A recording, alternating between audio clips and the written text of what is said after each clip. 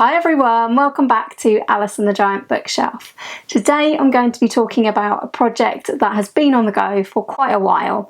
I've been reading Time magazine's top 10 books of 2021.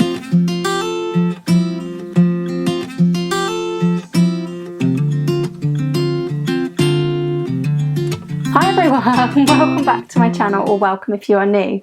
My name's Alice and I have way too many books.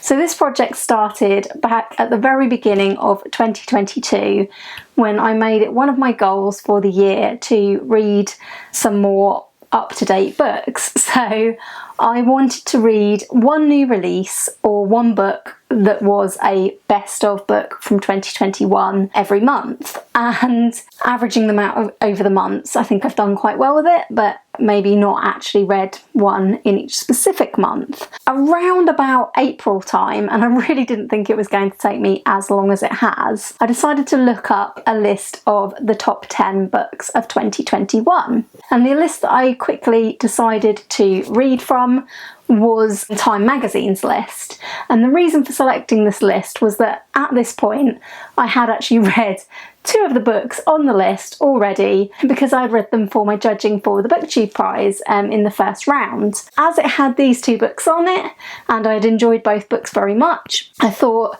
that this was possibly a worthwhile top 10 to read from. So I decided to try and read all of the rest of the top 10, and this is finally, in November, nearly December, my video about how I got on with this project. Yeah, apologies for the delay, but it's taken me quite a lot longer than I thought. What I'm going to do today is talk about these books in the order that they were listed on Time magazine's top 10 of 2021, and when I have finished talking through each book, at the end I will talk about what order I would put these books in if I was ranking them as best books of 2021.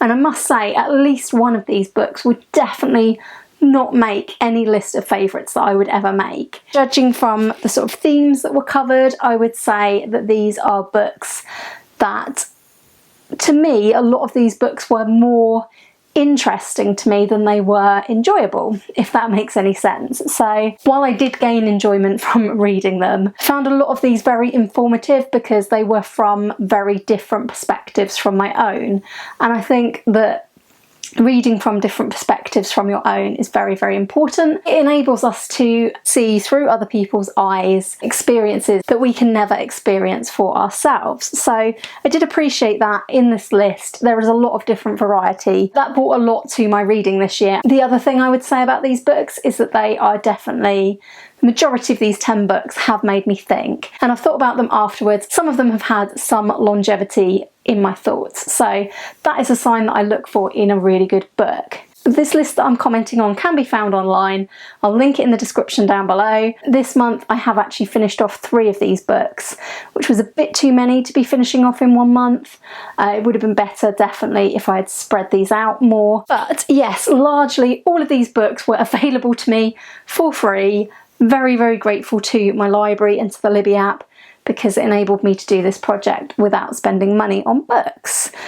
So without any further ado, let's launch into number 10 on the list, which was Klara and the Sun by Kazuo Ishiguro. Time magazine's take on Klara and the Sun by Kazuo Ishiguro was that Ishiguro crafts a narrative that asks unsettling questions about humanity, technology and purpose, offering a vivid view into a future that may not be so far away. Klara and the Sun is a book that follows basically an artificial intelligence. She's actually called an artificial friend in the book, and her name's Klara, hence the title. This is told from her point of view, and I really, really enjoyed that aspect of it.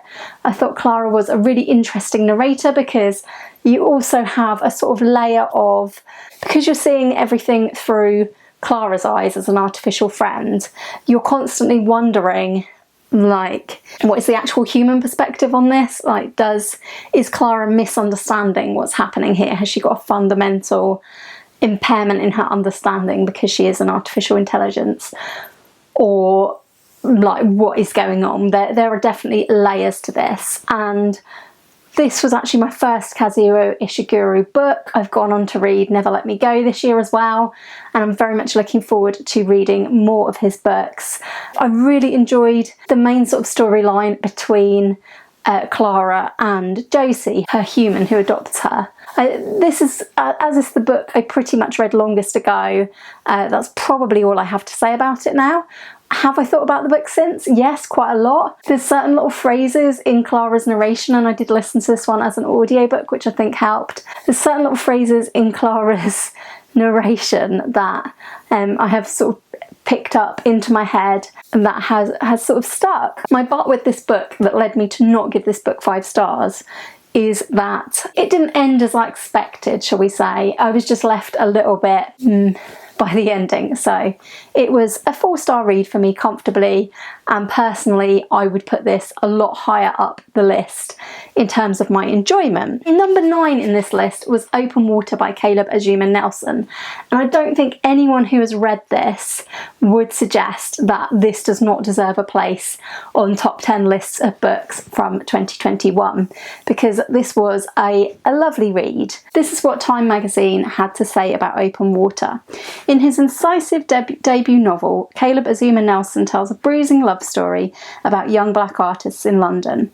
His protagonist is a photographer who has fallen for a dancer, and Nelson proves masterly at writing young love, clocking the small and seemingly meaningless moments that encompass longing. In just over 150 intimate pages, Nelson celebrates the art that has shaped his characters' lives while interrogating the unjust world that surrounds them. The thing that I didn't particularly connect to in this book was second-person perspective. I often have difficulties with that, and in this book, although it's a very short book, I had some trouble getting into that perspective. Having said that, this is a really interesting and well written story. For me, some of the best things about this book are the portrait that it gives of life in London. This book did give me a perspective that I had not really read before. That is a perspective, obviously, that is completely different to my own, and I really did enjoy that. I personally thought it was a really good book. In at number 8 was Afterparties by Anthony Veasna.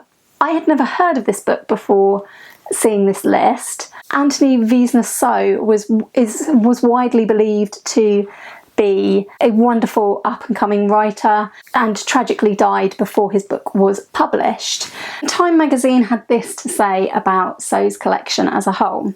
Together, So's narratives offer a thoughtful view into the community that shaped him, and while he describes the tensions his characters navigate with humour and care, he also offers penetrating insights on immigration, queerness and identity. Each of these stories is quite different, but they are all set within the Cambodian American community. I believe it's in California, possibly even Southern California.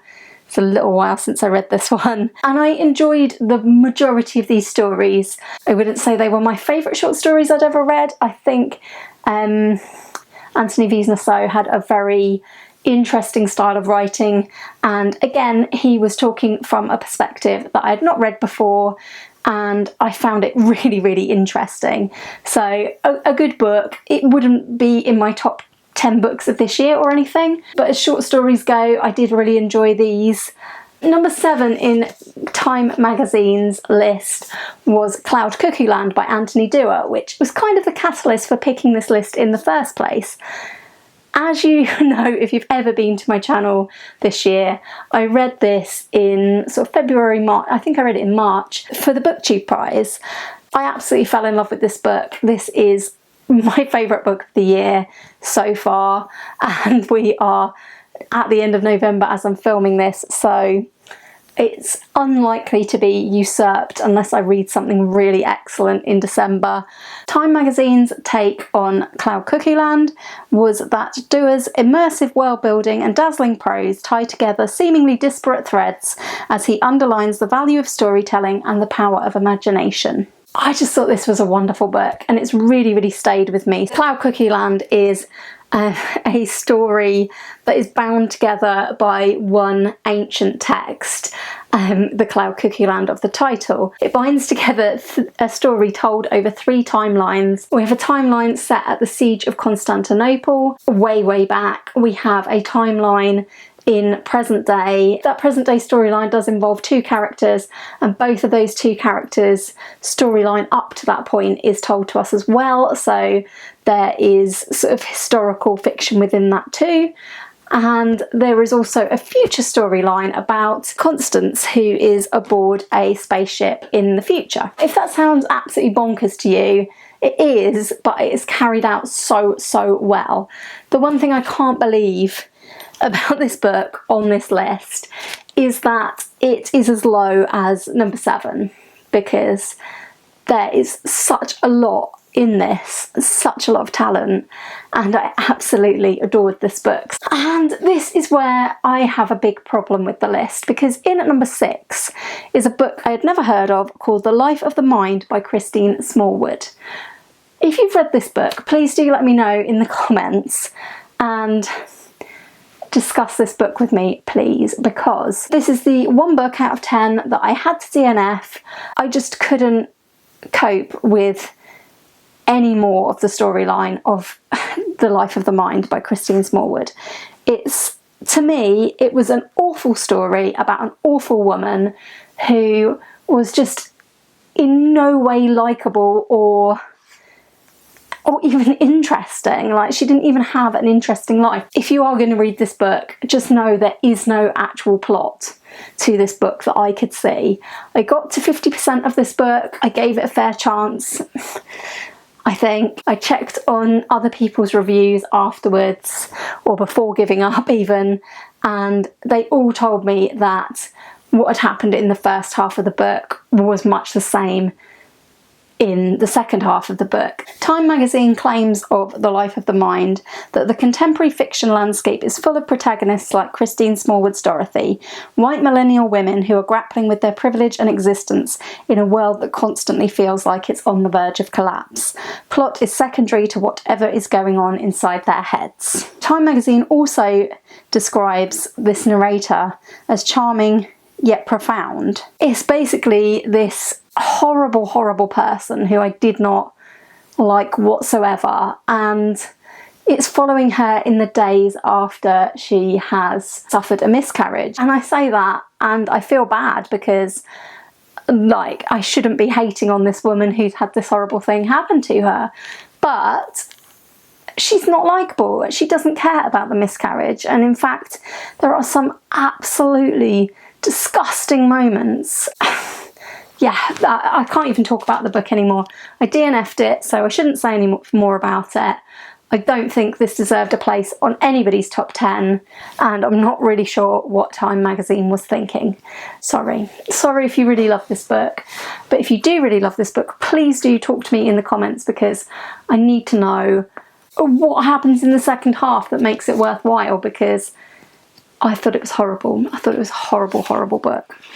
Anyway, in at number 5 on Time magazine's list was this mammoth of a book, The Love Songs of W.E.B. Du Bois by Honorée Fannone Jeffers. And this has been a book that has had a huge amount of hype and popularity. I always think that when a book has a huge amount of hype and popularity, when it is a huge book, then surely the hype must be accurate, because I think a lot of people are put off by the size of a book. Time magazine describes The Love Songs of W.E.B. Du Bois as a piercing epic that follows the story of one American family from the colonial slave trade to present day. And it also says, in 800 rewarding pages, Jeffers offers a comprehensive account of class, colorism and intergenerational trauma. It's an aching tale told with nuance and compassion, one that illuminates the cost of survival. I mostly listen to this book on audio.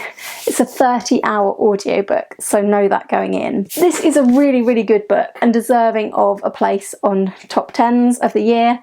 So this is a book largely centred around Ailey, who is the youngest member of a family. Many generations of that family is talked about in this book. I really liked some of the historical perspectives in this. So, like, there's a family tree in here. It goes right back to the 1700s and deals very much extensively with slavery. Largely that is addressed through Ailey discovering her own identity, her family's past. I don't really know what to say about this book. My enjoyment of this book was severely hampered by the fact that when I started listening to the audiobook, this has multiple narrative strands, and I was really enjoying the historical voice of this book, but Ailey's voicing by the narrator was let down for me by, at the beginning, I just found it so annoying. I think it was because the narrator had decided to put on a young children's voice for Ailey because she is young when this book starts. But that made me really irritated with Ailey from the beginning of the book, and she is the centre of this book. She is the main character, really, along with the rest of her family. Not enjoying that narrative voice early on really did hamper my enjoyment and my ability to get into this very large book. Luckily, the narration got a lot better in the audiobook, and I also got this out of the library in order to sort of read along with it some of the time, to check up some of the details. I'm glad I read this book. I think it's really very interesting. The issues it deals with and the themes it's dealing with are extremely hard-hitting. There's a lot of trigger warnings for this book. If you're going into it, be aware that there is a great deal of abuse. And so yeah, I wouldn't say that I enjoyed this book, but I did find it very, very interesting and definitely worth a read. Really glad I read it. So I think if you enjoy multi-generational family sagas, then this is the book for you. This is a really well written book. Only other thing I want to say about this is it is too long. As I've said, it does pack a lot into this book. It is really well written, but as we've discussed on this channel before, I just don't think the books need to be this long. This one is pretty much 800 pages. 30 hours of audio listening. I just think it could have been a little bit shorter, but that's me, that's my sort of reading perspective. I think I would have probably got on a lot better with this book had I not been really trying hard to listen to a lot of it at once to get this read in order to make this video. I think I would have benefited from reading this more slowly. In at number 4 was the book that I've just finished today, and the last one that I read, which is Detransition Baby by Torrey Peters, a book that has had a huge amount of love and hype. This is essentially a book about 3 people. Reese, who is a transgender woman, her ex Ames, who has detransitioned and gone back to living as a man but was previously a transgender woman and in a relationship with Reese, and Reese's new girlfriend, Katrina, who Reese has got pregnant right at the beginning of the book. Time magazine said of Detransition Baby, in her delectable debut novel, Torrey Peters follows these characters as they become entangled in a messy emotional web while considering this potentially catastrophic proposition, and simultaneously spins thought-provoking commentary on gender, sex and desire. This is not a perspective that I've ever read a book from before, and so I therefore did feel, rightly or wrongly, that this book was kind of educating me about something that I know very little about. So for me, it was a really important book. And again, this was a book that I found very interesting. I listened to most of this on audio, but I did pick up this copy from the library just to, again, help me along, like with The Love Songs of W.B. Du Bois. I thought this was well written. I found it very easy to get into and found the characters very compelling. I particularly found Ames very interesting as a man who is detransitioned. It has some very interesting discussions of transition and detransition, and I really did enjoy the sort of series of relationships at the core of this. I really appreciate this book. However, I feel like I would have liked this book a lot more and come out of it a lot more positive, but I felt quite let down by the ending. I wanted more.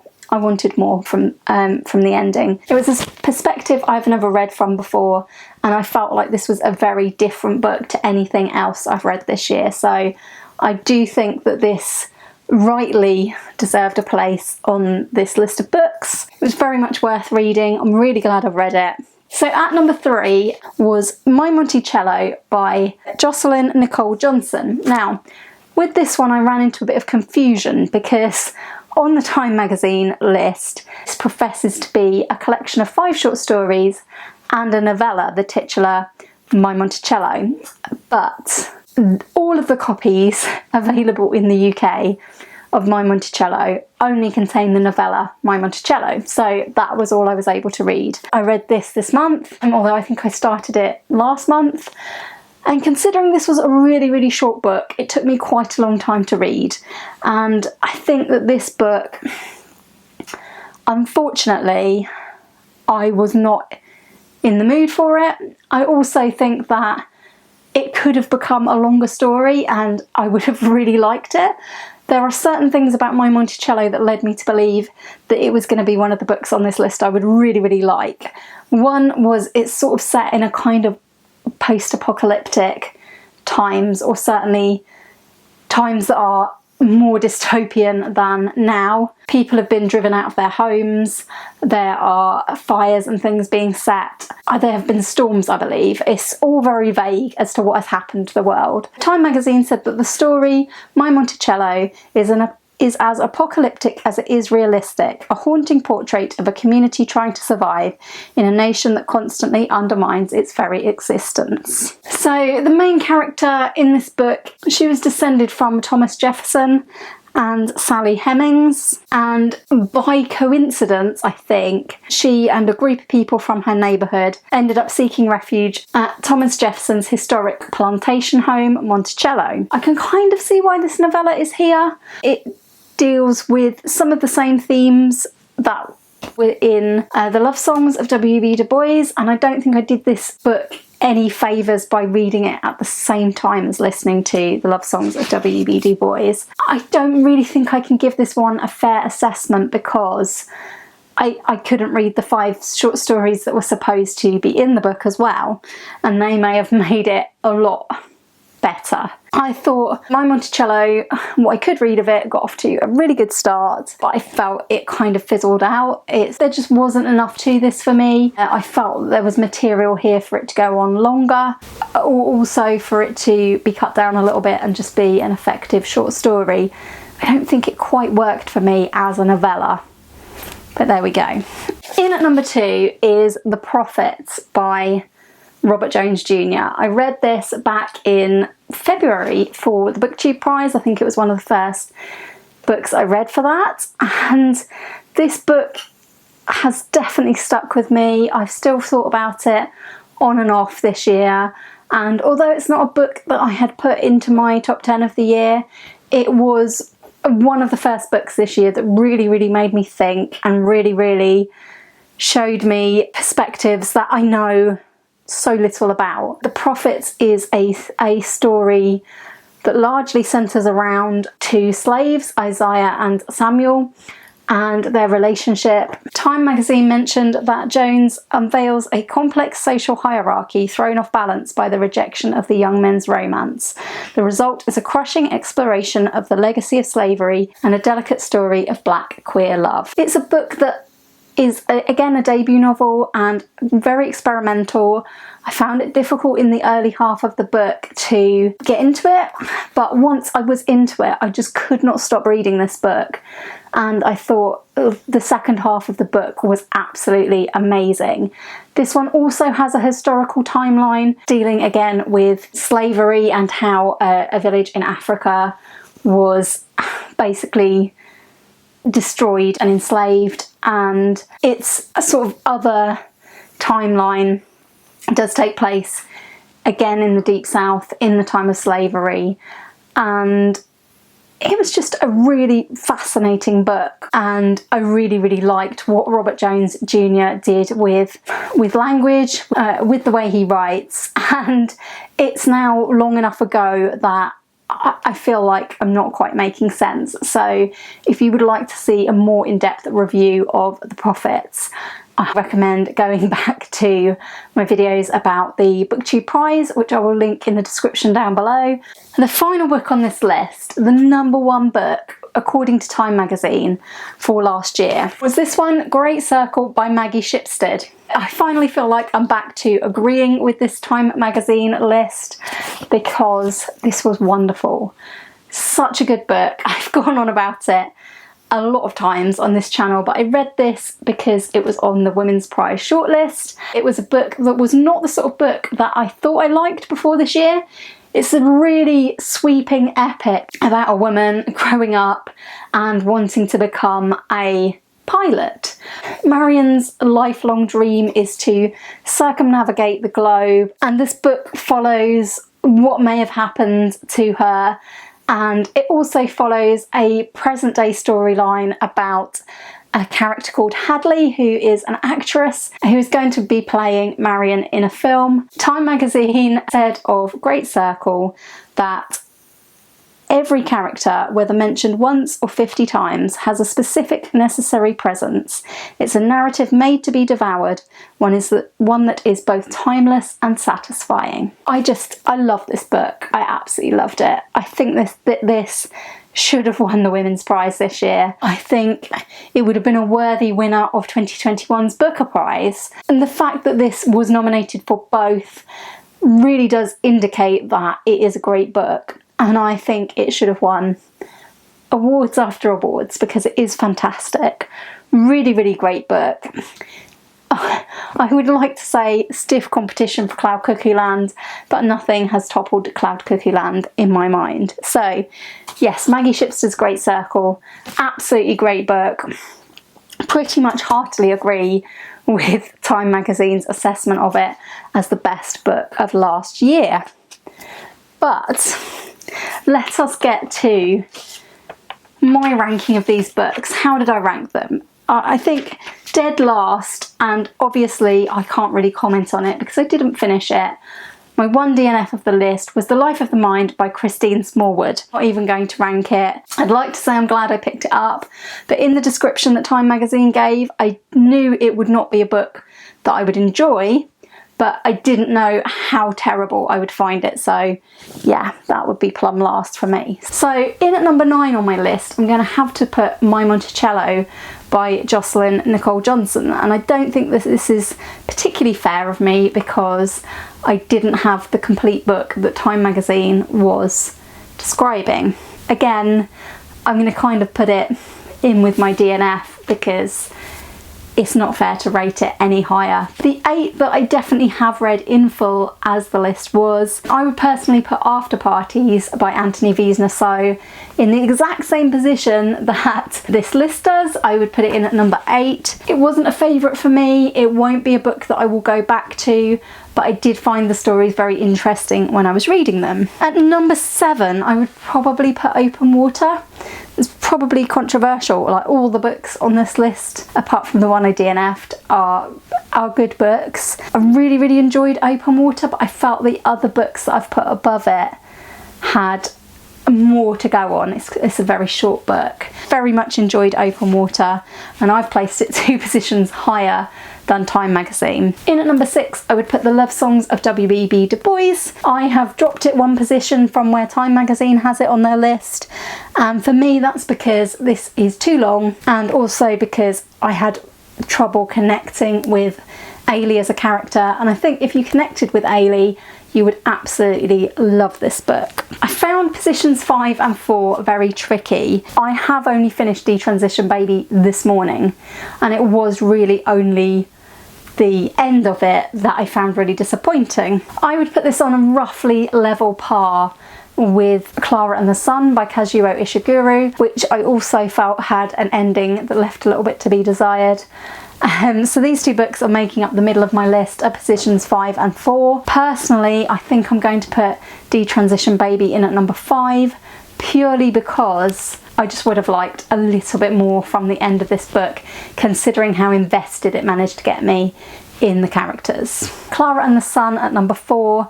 It's just a book that I've had more time to think about. Maybe if you asked me again in a month or so, Detransition Baby would be above Klara and the Sun. It's really hard to compare all of the books on this list, to be honest, because they are all so different from each other, dealing with so many different themes. For me, The Prophets by Robert Jones Jr. would drop 1 place on my list from where it was on Time Magazine's list. I would put it in 3rd place in terms of how much I enjoyed these books.